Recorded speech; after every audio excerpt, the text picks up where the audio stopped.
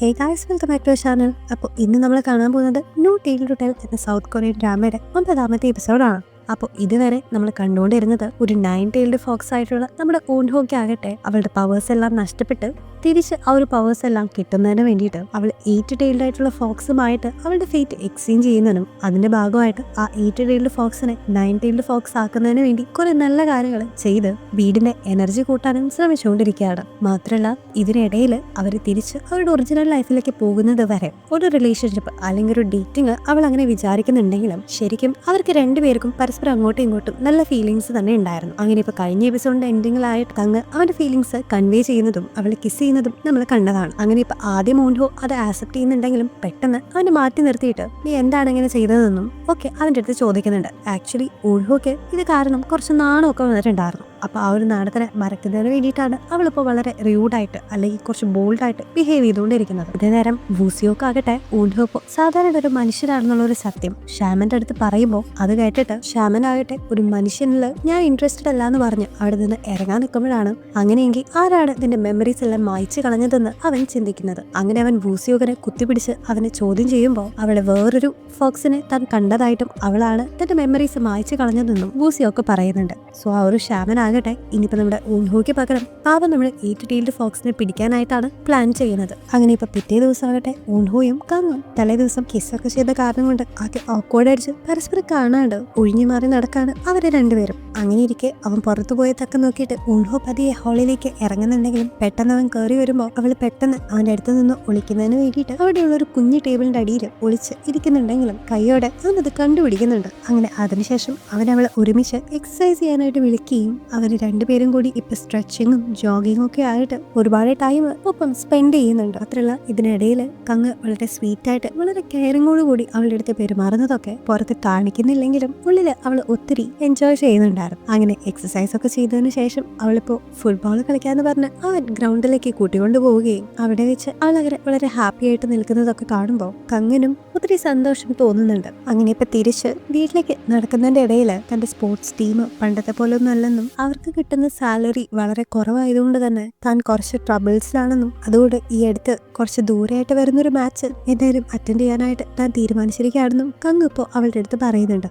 മാത്രമല്ല അതിപ്പോൾ എത്ര ദൂരെയായിട്ടുള്ളൊരു മാച്ച് ആയാലും അതിന് തൻ്റെ ഒപ്പം വരാനും അത് നമുക്കൊരു വെക്കേഷൻ പോലെ അവിടെ എൻജോയ് ചെയ്യാനും അവൻ പറയുമ്പോൾ ട്രാവലിംഗ് ഒക്കെ ഒരുപാട് ഇഷ്ടപ്പെട്ടിരുന്ന ഊൺഹുവാകട്ടെ അത് കേട്ടുടനെ സമ്മതിക്കുന്നുണ്ട്. മാത്രമല്ല കങ്ങിന് ഇപ്പോൾ ഫിനാൻഷ്യലി കുറേ ബുദ്ധിമുട്ടുകളൊക്കെ ഉള്ളതുകൊണ്ട് ഈ വെക്കേഷൻ അടിച്ചു പൊളിക്കാനും അവരുടെ ബാക്കി ചെലവുകൾക്കൊക്കെ ആയിട്ട് എന്തെങ്കിലും ഒരു ജോലി കണ്ടുപിടിച്ച് കുറച്ച് പൈസ നേടാനായിട്ട് അവൾ ആഗ്രഹിക്കുന്നുണ്ട്. അങ്ങനെ അതിനുവേണ്ടി അവളിപ്പോൾ ന്യൂസ് പേപ്പറിലൂടെ പാർട്ട് ടൈം ആയിട്ടുള്ള ജോലികളൊക്കെ നോക്കുന്നുണ്ടെങ്കിലും അതിലെ ക്വാളിഫിക്കേഷൻസിനൊന്നും അവൾക്ക് സർട്ടിഫിക്കറ്റ്സോ മറ്റൊന്നും ഇല്ലാത്ത കാരണം കൊണ്ട് ആരും അവൾ ജോലിക്കായിട്ട് എടുക്കുന്നുണ്ടായിരുന്നില്ല. അങ്ങനെ ഇരിക്കുമ്പോഴാണ് ഒരു സൂപ്പർ മാർക്കറ്റിൽ ഫ്രീ ആയിട്ടുള്ള ഒരു വേക്കൻസി ഉണ്ടെന്നും അതിന് ക്വാളിഫിക്കേഷൻ വേണ്ടെന്ന് പറഞ്ഞ് അവൾ അവിടേക്ക് കോൺടാക്ട് ചെയ്യുന്നത്. ഇതേ നേരം ഇനി വലിയൊരു മാച്ച് നടക്കാൻ പോകുന്നോട് പ്രാക്ടീസിന് വേണ്ടി കങ്ങ് അവിടേക്ക് എത്തുന്നുണ്ടെങ്കിലും അവിടെ ആകട്ടെ കോച്ചിനോ വേറെ പ്ലേയേഴ്സിനോ ഒന്നും കാണാത്തതുകൊണ്ട് അവൻ ഫ്രണ്ട്സിനെ വിളിച്ച് ചോദിക്കുകയും ഇന്നത്തെ പ്രാക്ടീസ് കോച്ച് ക്യാൻസൽ ചെയ്തു എന്നുള്ളൊരു കാര്യം നീ അറിഞ്ഞില്ലേന്ന് അവന്റെ ഫ്രണ്ട്സ് അവന്റെ അടുത്ത് ചോദിക്കുകയും ചെയ്യുന്നുണ്ട്. അങ്ങനെ പ്രാക്ടീസ് ക്യാൻസൽ ചെയ്താലും നമുക്ക് നന്നായി കളിക്കണമെങ്കിൽ നമ്മൾ പ്രാക്ടീസ് ചെയ്യണമെന്ന് പറഞ്ഞ് അവനിപ്പോൾ അവന്റെ ഫ്രണ്ട്സിനെ പ്രാക്ടീസിന് വേണ്ടിയിട്ട് വിളിക്കുന്നുണ്ടെങ്കിലും ഓൾറെഡി ഗെയിം കളിച്ചുകൊണ്ടിരിക്കുന്ന അവര് അവന്റെ കോള് തന്നെ കട്ട് ചെയ്ത് കളയുന്നുണ്ട്. ഇതേ നേരം തന്നെ ഊൺഹോ ആകട്ടെ ആ ഒരു സൂപ്പർ മാർക്കറ്റിലേക്ക് ചെന്നിട്ട് അവിടെ ഇപ്പോൾ ഒരു ലേഡി അവളെ ഇന്റർവ്യൂ ചെയ്യാനായിട്ട് ഇരിക്കുന്നുണ്ട്. ആക്ച്വലി ആ ലേഡി ആകട്ടെ ശരിക്കും പണ്ടത്തെ നമ്മുടെ കങ്ങ് അത്രയും വലിയ ഫേമസ് ആയിട്ടൊരു പ്ലെയർ ആയിരുന്ന ലൈഫിലത്തെ അവന്റെ ക്ലബിലെ മാനേജർ ആയിരുന്നു. ഇപ്പൊ ലൈഫ് മാറിയതുകൊണ്ട് തന്നെ വെറും ഒരു സൂപ്പർ മാർക്കറ്റിലെ ഒരു സാധാരണ ജോലി ചെയ്തിട്ടാണ് അവൾ ജീവിക്കുന്നത്. സോ അവളിപ്പോ വന്നിട്ട് നമ്മുടെ ഊൺഹോയുടെ അടുത്ത് ഓരോ ക്വസ്റ്റ്യൻസ് ചോദിക്കുകയും ഊൺഹോ ആകട്ടെ വളരെയധികം കോൺഫിഡന്റ് ആയിട്ട് കുറെ മണ്ടത്തരങ്ങൾ വിളിച്ചു പറയുകയും ചെയ്യുന്നുണ്ടെങ്കിലും ആ ഒരു ലേഡി ആകട്ടെ അവൾക്കിപ്പോൾ ഒരു ജോലി കൊടുക്കുന്നുണ്ട്. അത് ഈ സൂപ്പർ മാർക്കറ്റിലൊക്കെ പുറകിൽ ഒരു ഡോളിന്റെ വേഷം കെട്ടി ആൾക്കാരെ അട്രാക്ട് ചെയ്യുന്ന ആ ഒരു ജോലിയായിരുന്നു. ആദ്യമൊന്നും വലിയ കുഴപ്പം ഉണ്ടായിരുന്നില്ലെങ്കിലും പിന്നീട് അവള് സ്റ്റെപ്പ് തന്നെ വീഴുമ്പോൾ കുറെ പിള്ളേര് വന്ന് അവളെ വീണ്ടും ഉന്തിയിട്ട് ആകെ സീനാക്കുന്നുണ്ട്. അങ്ങനെ ഇപ്പൊ ആ ജോലിയിൽ നിന്ന് അവളെ ഒരു കാഷ്യർ ആയിട്ട് വെക്കുകയും അവൾ ആ ഒരു ജോലി ചെയ്യാനായിട്ട് ട്രൈ ചെയ്യുകയും ചെയ്യുന്നുണ്ട്. ഇതേ നേരം എന്തുകൊണ്ടാണ് ഇത് പ്രാക്ടീസ് ക്യാൻസൽ ചെയ്തേ എന്ന് ചോദിച്ചിട്ട് കങ്ങപ്പം നേരെ അവരെ കോച്ചിനെ ചെന്ന് കാണുകയും ആ ഒരു കോച്ചാകട്ടെ ഇപ്പൊ വളരെ വിഷമത്തോടെ ഇവരുടെ ടീമിന് ഫണ്ടെല്ലാം നൽകി സ്പോൺസർഷിപ്പ് കൊടുത്തുകൊണ്ടിരുന്ന ആ ഒരു സ്പോൺസർ ആകട്ടെ എപ്പോഴും 4th ഡിവിഷനിൽ തന്നെ കളിച്ചുകൊണ്ടിരിക്കുന്ന പ്രത്യേകിച്ച് ഇംപ്രൂവ്മെന്റ് ഒന്നുമില്ലാത്ത ഈ ഒരു ടീമിനെ സ്പോൺസർ ചെയ്യാനായിട്ട് ആഗ്രഹിക്കുന്നില്ലെന്നും അത് അദ്ദേഹത്തിന് എഫോർഡ് ചെയ്യാൻ പറ്റാത്ത കാരണം കൊണ്ട് അത് ക്യാൻസൽ ചെയ്യുകയും കൊടുക്കുകയും ചെയ്തു എന്ന് ആ ഒരു കോച്ച് പറയുന്നുണ്ട്. സോ അതുകൊണ്ട് ഇപ്പോൾ ഓവറോൾ ഫണ്ട് വളരെ ടൈറ്റ് ആയതുകൊണ്ട് ഇവർക്ക് പ്രാക്ടീസ് ചെയ്യാനോ ഗ്രൗണ്ട് റെന്റിനെടുക്കാനോ മാച്ചിന് വേണ്ടി സ്വയം ട്രാവൽ ചെയ്യാൻ പോലും പറ്റാത്ത അവസ്ഥയിലാണ്. സോ അതുകൊണ്ട് തന്നെ എത്രയും പെട്ടെന്ന് ഒരു ന്യൂ സ്പോൺസറിനെ കണ്ടുപിടിക്കണമെന്നും അല്ലെങ്കിൽ നമ്മുടെ ടീമിന് തന്നെ അത് ആപത്താണെന്ന് ആ ഒരു കോച്ച് ഇപ്പോൾ അവനോട് മാത്രമായിട്ട് പറയുന്നുണ്ട്. ഇത് നേരം തന്നെ ആ ഒരു സൂപ്പർ മാർക്കറ്റിൽ കാഷ്യർ ആയിട്ടിരുന്ന ഊൺഹോ ആകട്ടെ മര്യാദയ്ക്ക് ക്യാഷിന്റെ ബാലൻസ് ഒന്നും കൊടുക്കാണ്ട് ആ ഒരു സൂപ്പർ മാർക്കറ്റിന്റെ തന്നെ വലിയൊരു നഷ്ടം വരുത്തി വെച്ചിരിക്കുകയാണ്. സോ അവരുടെ തന്നെ സൂപ്പർവൈസർ ആയിട്ടുള്ള ആ ഒരു ലേഡി ആകട്ടെ അവൾക്ക് വേറെ ഓപ്ഷൻസ് ഒന്നും ഇല്ലാത്ത കാരണം കൊണ്ട് അവളുടെ ഇന്നത്തെ സാലറി വെച്ചാൽ പോലും ആ ഒരു നഷ്ടം പരിഹരിക്കാനായിട്ട് പറ്റാത്തതുകൊണ്ട് ഇന്ന് നീ ചെയ്ത വർക്കിന് നിനക്ക് സാലറി കിട്ടില്ലെന്ന് മാത്രമല്ല നിനക്ക് ഇങ്ങോട്ട് കുറച്ച് പൈസ തരേണ്ടി വരുമെന്നും പറയുന്നുണ്ട്. അങ്ങനെ ഇപ്പൊ വലിയ കോൺഫിഡൻസിൽ അന്ന് വൈകുന്നേരം പൈസ കൊണ്ടുവരുമെന്ന് പറഞ്ഞ് അവള് ഇപ്പൊ പൈസ അങ്ങോട്ട് കൊടുക്കേണ്ട ഗതികേടില് വീട്ടിലിരിക്കുമ്പോ എന്തോ ഒരു കുരുട്ടുബുദ്ധി അവളുടെ മനസ്സിൽ തോന്നുന്നുണ്ട്. ഇതേ നേരം തന്നെ കങ്ങോട്ടേക്ക് വരുമ്പോ അവള് ഏൺ ചെയ്തിട്ടുണ്ടാക്കിയ ഒരു പൈസ എന്ന് പറഞ്ഞിട്ട് അവള് നല്ലൊരു എമൗണ്ട് തന്നെ അവന്റെ കയ്യിലേക്ക് വെച്ചു കൊടുക്കുകയും അവൻ വളരെ അഭിമാനത്തോടെ നമ്മുടെ ഊൺഹോനെ നോക്കുകയും ചെയ്യുന്നുണ്ട്. പക്ഷെ ഇതേ നേരം തന്നെയാണ് നമ്മുടെ കങ്ങിന്റെ ബാക്കിയുള്ള ഫ്രണ്ട്സ് അന്ന് വൈകുന്നേരം നടക്കുന്ന നാഷണൽ ടീമിന്റെ മാച്ച് കാണുന്നതിന് വേണ്ടിയിട്ട് അവന്റെ വീട്ടിലേക്ക് കയറി വരുന്നത്. അവരിപ്പോ വന്നത് ഒരുപാട് ഡെലീഷ്യസ് ആയിട്ടുള്ള ഫുഡുകളും കൊണ്ടായതുകൊണ്ട് തന്നെ അവരെല്ലാരും കൂടിയിരുന്ന് നല്ലപോലെ ഫുഡൊക്കെ എൻജോയ് ചെയ്തിട്ട് സംസാരിച്ചുകൊണ്ടിരിക്കുകയാണ്.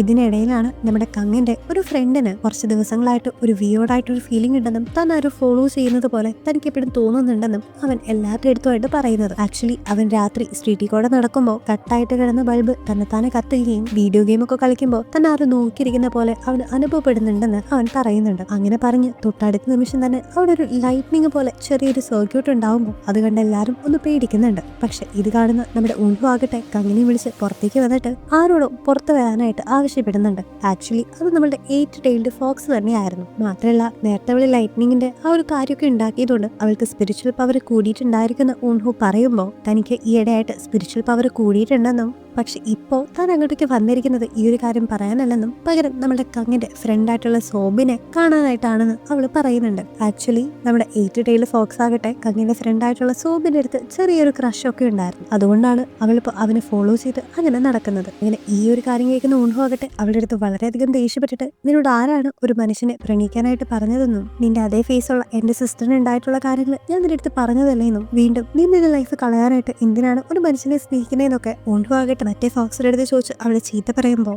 അവര് രണ്ടുപേരും റിലേഷനിലാണെന്നുള്ളൊരു കാര്യം തനിക്ക് അറിയാമെന്നും നിനക്ക് അങ്ങനെ ചെയ്യാമെങ്കിൽ തനിക്കും അങ്ങനെ ആയിക്കൂടിയെന്ന് ഇപ്പൊ ആ ഒരു 8 tailed ഫോക്സ് അവളുടെ അടുത്ത് ചോദിക്കുന്നുണ്ട്. ഇതേ നേരം നാഷണൽ മാച്ച് കാണാൻ വന്ന കങ്ങിന്റെ ബാക്കിയുള്ള ഫ്രണ്ട്സ് ആകട്ടെ അകത്ത് നിന്നിട്ട് ഈ പുറത്ത് കിടക്കുന്ന അടിയൊക്കെ കേട്ടിട്ട് ഇനിയിപ്പോ കങ്ങും ഊൺഹോയും തമ്മിൽ എന്തെങ്കിലും പ്രോബ്ലംസ് ഒക്കെ ഉണ്ടോ എന്ന് ആലോചിച്ച് നിൽക്കുമ്പോഴാണ് പെട്ടെന്ന് അവരുടെ വീട്ടിലുള്ള കങ്ങിന്റെ AC മിസ്സിംഗ് ആണെന്നുള്ള കാര്യം അവർ ശ്രദ്ധിക്കുന്നത്. അങ്ങനെ അപ്പോൾ അവര് പെട്ടെന്ന് തന്നെ ഇത് കങ്ങിനെ വിളിച്ച് പറയുകയും കങ്ങും ഊൺഹോയും കൂടി അങ്ങോട്ടേക്ക് വരുമ്പോൾ ഊൺഹോ ഇപ്പോൾ അവരുടെ അടുത്ത് സത്യം പറയുന്നുണ്ട്. ഇപ്പോൾ ഓൾറെഡി വിന്റർ ആയതുകൊണ്ടും തങ്ങൾക്ക് ACയുടെ ആവശ്യമില്ലാത്തതുകൊണ്ടും താനത് വിറ്റൂന്നും ആ വിറ്റ് കിട്ടിയ പൈസയാണ് താൻ നേരത്തെ കങ്ങിന് കൊടുത്തേനും അവള് പറയുന്നുണ്ട്. ഇത് കേട്ട് ബാക്കി പ്ലെയേഴ്സൊക്കെ ഊൺഹോയുടെ അടുത്ത് എന്തിട്ടൊക്കെ ആയാലും ആ ഒരു AC നിനക്ക് ഇതിലും കൂടുതൽ എമൗണ്ടിന് കിട്ടിയാനേനും എന്നെ ആരോ പറ്റിച്ചതാണെന്നും അവളുടെ അടുത്ത് പറയുമ്പോൾ അപ്പോഴാണ് ഇത്രയും ഇന്റലിജന്റും കണ്ണിങ് ആയിട്ടുള്ള ഒരു ഫോക്സിനെ വരെ മനുഷ്യന്മാർക്ക് പറ്റിക്കാൻ പറ്റുന്നുള്ള ഒരു കാര്യം അവള് റിയലൈസ് ചെയ്യുന്നത്. അങ്ങനെ ഇപ്പോൾ ഒരു മനുഷ്യനായ പിന്നെ തന്റെ ലൈഫ് വളരെ മിസറബിൾ ആണെന്നും എല്ലാവരും തന്നെ പറ്റിക്കുന്ന ഒരു പൊട്ടി പെണ്ണായിട്ടാണല്ലോ താൻ ഇവിടെ ജീവിക്കുന്നതെന്നുമെന്ന് ആലോചിച്ച് വളരെയധികം വിഷമിക്കുന്ന നമ്മുടെ ഊൺഹോ ആകട്ടെ കരയുമ്പോൾ ഇങ്ങിപ്പോ വന്ന് അവളെ സമാധാനിപ്പിക്കുന്നുണ്ട്.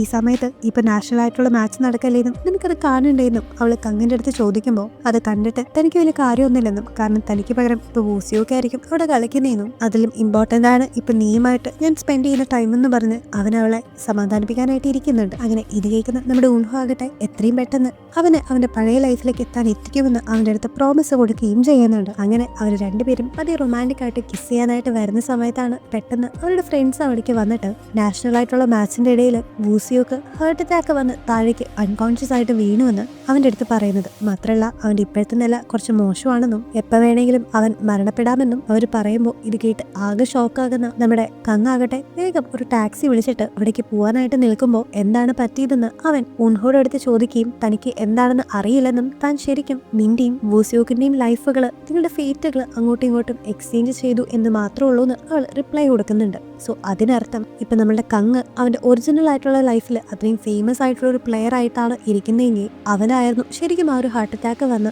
ബോധം കെട്ട് മരണത്തിനോട് മല്ലിടിച്ച് കിടക്കേണ്ടി വന്നിട്ടുണ്ടായിരിക്കാം. സോ താൻ കാരണമാണല്ലോ ഇങ്ങനൊരു അവസ്ഥ തന്റെ ഫ്രണ്ട് ആയിട്ടുള്ള വൂസിയോക്കിന് വന്നേന്ന് ആലോചിച്ച് ആകെ ടെൻഷൻ അടിക്കുന്ന അവൻ എങ്ങനെയെങ്കിലും ഫേറ്റുകൾ എക്സ്ചേഞ്ച് ചെയ്തിട്ട് വൂസിയോക്കിന് പകരം താൻ തന്നെ ആയിരുന്നെങ്കിൽ എന്ന് ആഗ്രഹിക്കുന്നുണ്ട്. കാരണം അത്രമാത്രം സിൻസിയർ ആയിട്ടുള്ളതായിരുന്നു നമ്മുടെ കങ്ങിന്റെ വൂസിയോക്കുമായിട്ടുള്ള ആ ഒരു ഫ്രണ്ട്ഷിപ്പ്. സോ ഇനി വൂസിയോക്കിനെ രക്ഷിക്കാനായിട്ട് ഒരു മാർഗവും ഇല്ലെന്നും ആക്ച്വലി തന്റെ ഫേറ്റ് ഇങ്ങനെ അൾട്ടിമേറ്റ്ലി ഒരു ഡെത്ത് ആയിരുന്നു എന്ന് മനസ്സിലാക്കുന്ന കങ്ങിനെയും ഈ കാര്യങ്ങളൊക്കെ അറിഞ്ഞ് ഷോക്ക്ഡായിട്ട് നിൽക്കുന്ന ഉൻഹോയും കാണിച്ച് ഇന്നത്തെ ഒരു എപ്പിസോഡ് ഇവിടെ എൻഡ് ചെയ്യാണ്.